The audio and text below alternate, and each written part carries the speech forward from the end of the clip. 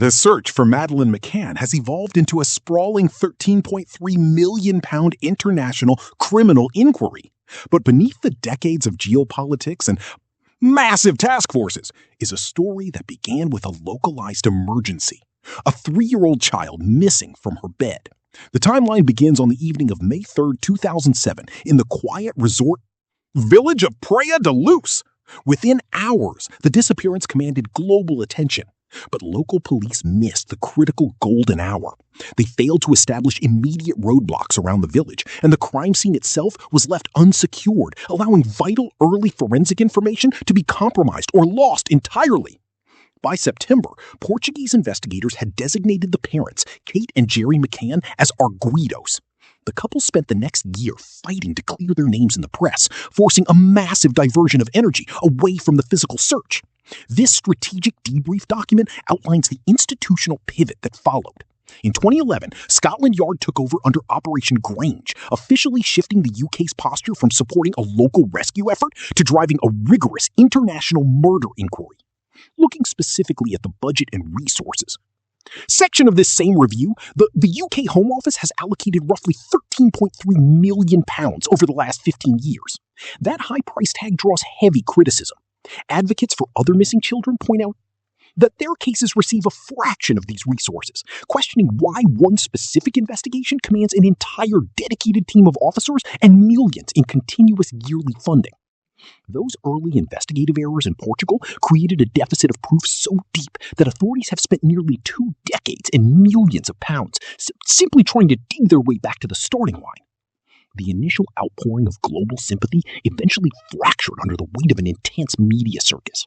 In the vacuum of hard facts, newspapers and television broadcasters subjected the family to a relentless trial by media. That speculation bled rapidly onto the early internet. Digital sleuths purged through every interview and statement, cultivating forums dedicated to online abuse. That forced the family to manage an entirely secondary crisis. The suspicion reached its peak in July 2008 when Gonzalo Amaral, the former Portuguese police chief who initially led the investigation, published a book called Truth of the Lie. The book accused the parents of concealing their daughter's death. In response, the McCanns entered a grueling multi-year libel battle against the author and the tabloid press. The publication created a tangible barrier to the physical investigation. Kate McCann later testified that because the lead investigator publicly declared Madeleine was dead, potential witnesses with crucial information simply stopped coming forward. The media sensationalism acted as a literal barrier that drained time, resources, and potential leads away from the actual investigation. The investigation finally broke through that noise when authorities zeroed in on Christian Bruckner. He was first identified as a person of interest in 2013 before German prosecutors formally elevated him to the prime suspect in 2020. Bruckner has an extensive criminal history involving child abuse and drug trafficking. Crucially, investigators placed him living in a property near Praia da Luz during the exact window of the 2007 disappearance. Authorities also identified a significant repository of data. This included a hard drive containing images from Portugal and newly discovered email accounts allegedly used to shield information related to the case. Acting on specific tips related to Bruckner, investigators launched a massive operation in the spring of 2023. They deployed sniffer dogs and heavy equipment to scour the arid reservoir 30 miles from the Ocean Club Resort. But the prosecution remained stalled by a specific legal gap. Police possess heavy circumstantial data like digital records and location tracking, but they lack definitive forensic proof such as a DNA. Match or a body.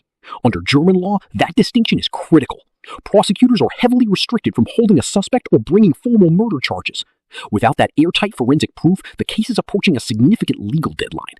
Bruckner's prison term for unrelated crimes is scheduled to conclude in late 2025, creating a high-stakes window for investigators to bring formal charges while the suspect remains in state custody. To bypass the legal complexities of post-Brexit extradition, Scotland Yard is attempting to amass enough evidence for the Crown Prosecution Service to bring the suspect directly to trial on British soil. After navigating early institutional failures and a decade of public spectacle, the case is no longer an open mystery. It is a highly targeted legal marathon to turn 19 years of accumulated location data and digital records into a legally binding conviction.